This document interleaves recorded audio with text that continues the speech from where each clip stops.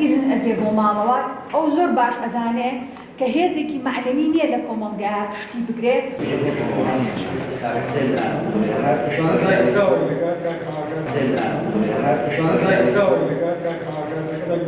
لە پانێڵێکی تایبەتدا گفتوگۆمان لەبارەی ژینگەی کاری کرێکاران و ژیانی کرێکاران لە هەڵمەت و بارودۆخی ئەمڕۆدا کرد بە ڕاستیان. بەپێی ئەو بەدواداچوونانەی کە پێشتر ئێمە بەدواداچوونمان کردوم ئەو داتیارەی لەبەردەستمانە و بەپێی ئەوەی کە ئێستا لەم پانێڵە بە بەشداری حکوومەت و پەرلەمان و سەندیکاکانی کرێکاران و پارتە چەپ و کۆمۆنیستەکان و پارێزەران و چالاکوانانی مەدەنی ئەنجامدرا ژینگەی کار لە هەرێمی کوردستان بەداخەوە لەو پەڕی خراپیدایە و ئینتیهاک و پێشێکاریەکان لەسەر کرێکاران لە ئاستێکی زۆر مەترسیداردایە. بەشی زۆری کرێکارانی هەرێمی کوردستان تا بە ئێستا لە دەرەوەی یاساکانی خانەنشینی دەستەبەری کۆمەڵایەتی و هەروەها یاسای کار مامەڵەیان پێدەکرێت گرێبەست ناکرێت بێبەشن لە مافی بیمەی بێکاری و هەروەها بیمە کۆمەڵایەتیەکان و مافی خۆزەمانەتکردن. تەنانەت لە ماوەی ڕابردوو هەزارەها کرێکار لە کارەکانیان دەرکراون بێبێ ئەوەی زەمانیش بکرێت. بەپێی داتاکانی بەردەستی ئێمە بەداخەوە تەنانەت ئەوەی پێدەوترێت دەستدرێژی سێکسی و تەحەڕوشی جنسی لە ناوەندەکانی کار لە ترسنا لەو پەڕی خراپیدایە.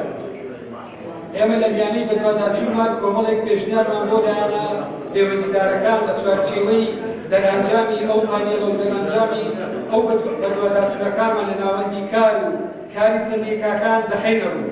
بەشێکیان لە ڕاستیە وەکو دەتوانین کاری بەفەلەی حکوومەت و پەرلەمانی هەرێمی کوردستانە پێویستە بە زووتری کات جێبەجێ بکات.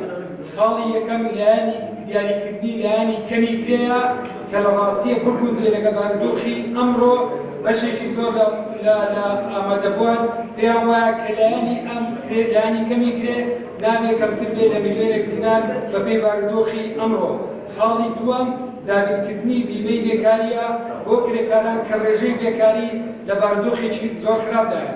خاڵی سێم ئەوەیە کە کرێکارانی کەرتی گشتی فەرمانبەران ئەمڕۆ کەوتونەتە بەر شاڵاوی لێبڕینی موچە و ڕاگرتنی لە بەرزکردنەوە و ئیتیاجی گەورە بە یاسای خدمەی مەدەنی پێویستە حکوومەتی هەرێمی کوردستان دەست هەڵبگرێت لە پاشەکەوت و ئەو لێبڕینە کە بەپێی زانیاریەکانی ئێمە ئێستا لە ڕاستی لێبڕینەکان سەردەچێت بۆ زیاتر لە 130 و لە چوارچێوەی ئەوەی کە بودجەیە لە هەرێمی کوردستانە.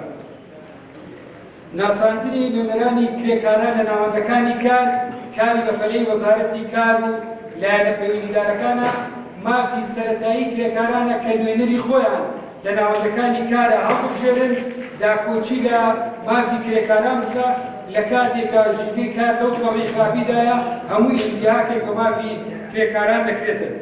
خاڵی دووەم دامەزراندنی دادگای کارە کە لە ڕاستیە دادگاکانی کار لە هەرێمی کوردستان ناتوانین بە کەیسەکانی کرێکاران بەپێی پێویست یەکلایی بکەنەوە. دابینکردنی بیمەی دایکایەتی و مافی دایکایەتی بۆ کرێکارانی مێینە. دابینکردنی سەلامەتی بۆ شوێنی کار.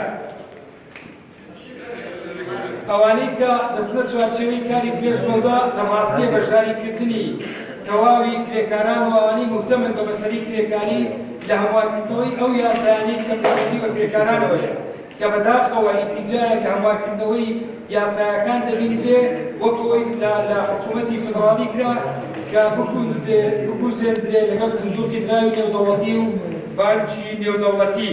ئازادکردنی کاری سەندیکایی و فرەی سەندیکایی کاری هەنووکەیی پەرلەمانی کوردستانە کە یاسای قەدەغەکردنی تاک سەندیکایی هەڵبۆشێنێتەوە. ئەمە سەرەتایی ترین ئازادی کاری سیاسی و ئازادی کاری خۆڕەخستنە بۆ کرێکاران. پێویستە سەندیکاکانی کرێکاران لە چوارچێوەی ئەوە شەرعیەتیان پێ بدرێ لەلایەن حکوومەت و ناوەندە ڕسمیەکانەوە کە ناچار بکرێت بە هەڵبژاردنی نوێنەرەکانیان لە شوێنی کار لە ناو سەندیکایە. زۆر سوپاس. ئێستا هاوڕێ ئاماری گیان لە دەستدان و بارودۆخی کرێکارانتان لە شوێنی کار بە وردیوە دەخۆین. دیواقمەن بەرپرسی تایبەتمەندی ناوەندی کرێکارانی حزبی شوێنی کوردستان. شۆرشوێنی ئەوە با بێتە ناوەڕێدایان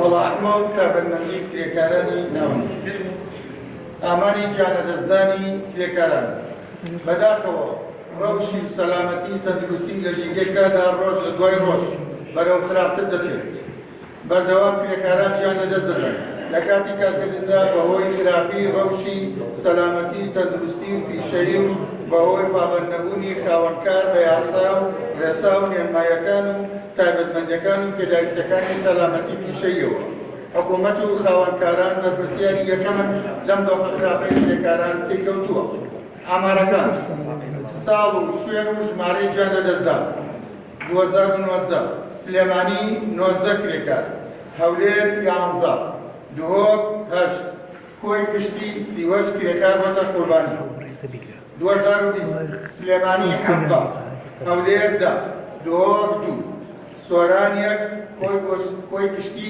7 کرێکار سەرجەمە و کرێکارانەی جانیان لەدەستداوە لە سەدا سەد لە ڕەگەزی نێر بووە لە سەدا 60یان کرێکاری ناخۆیی بوون لە سەدا 40یان کرێکاری بیانی بوون لە سەدا 95یان کرێکاری بیناسازی بوون هۆکارەکان بەچی هۆکارە جانیان لەدەستداوە لە سەدا 75یان بە هۆکاری کەوتە خوارەوە لە سەدا 11یان بە هۆکاری تەزوی کارەبا لە سەدا 4 بەهۆی ڕووداوی هاتوچۆ بووە لە سەدا 10 بەهۆی هۆکاری تەقینەوە لە کارگەکان و بەرکەوتن بە ئامێرەوە تایبەتمەندی کرێکارانی حیزبی شیوعی کوردستان.